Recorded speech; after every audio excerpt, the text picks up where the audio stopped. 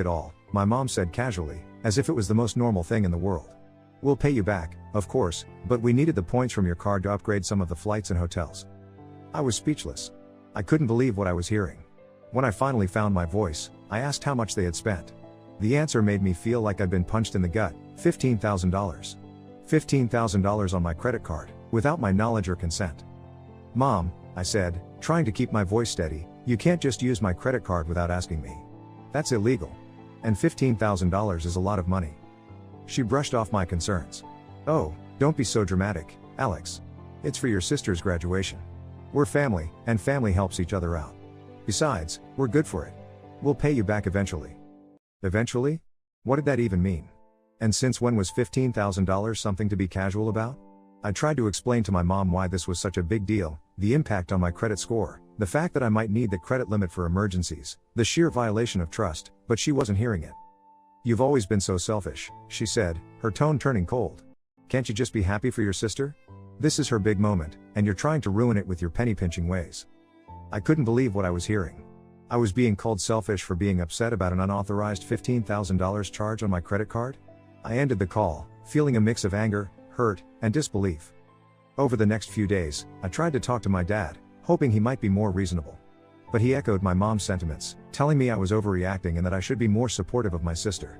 Emma, for her part, seemed oblivious to the whole situation. When I tried to talk to her about it, she just gushed about how excited she was for the trip and thanked me for contributing to her graduation gift. I felt like I was going crazy.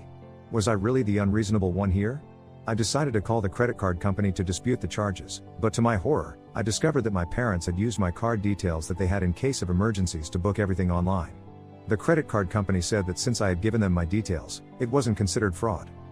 Now, I'm stuck with a $15,000 bill, a maxed out credit card, and a family who thinks I'm being selfish for not wanting to fund my sister's extravagant vacation. I'm hurt, angry, and feeling betrayed by the people who are supposed to love and support me. I don't know what to do.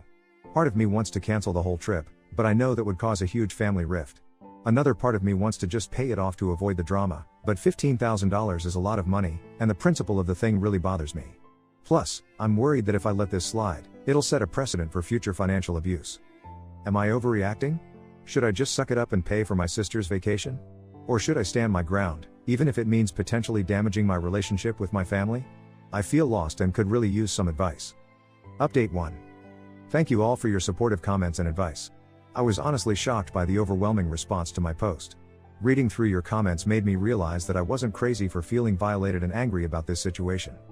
Taking your advice, I decided to take action. First, I called my credit card company again and escalated the issue. I explained the situation in detail, emphasizing that while my parents had my card details for emergencies, I had never authorized this specific use. After some back and forth, they agreed to investigate the charges as potential fraud.